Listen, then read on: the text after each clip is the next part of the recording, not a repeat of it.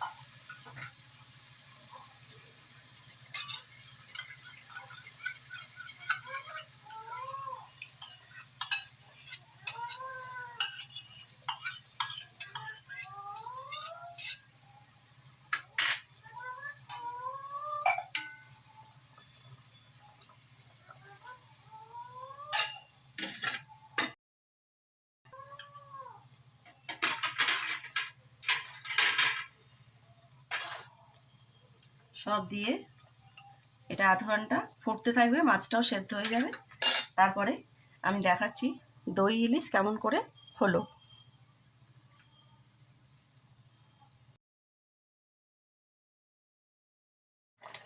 তো দই ইলিশ সেদ্ধ হয়ে গেছে। তো নামাবো এবার। নামাবার আগে আমি একটুখানি কাঁচা তেল ওপর থেকে, কাঁচা সর্ষের তেল ওপর থেকে একটু ছড়িয়ে দিলাম।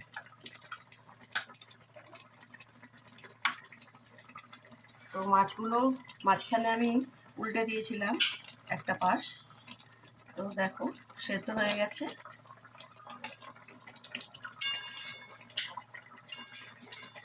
এবার আমি মাছটা নামাবো।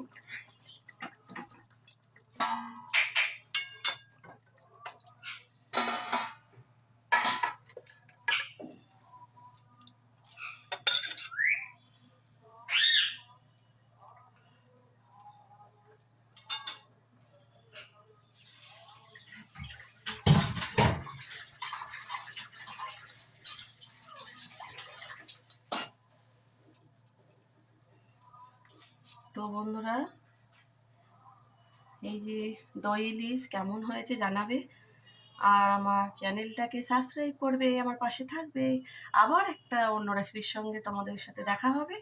তো আজকে আসছি, টাটা।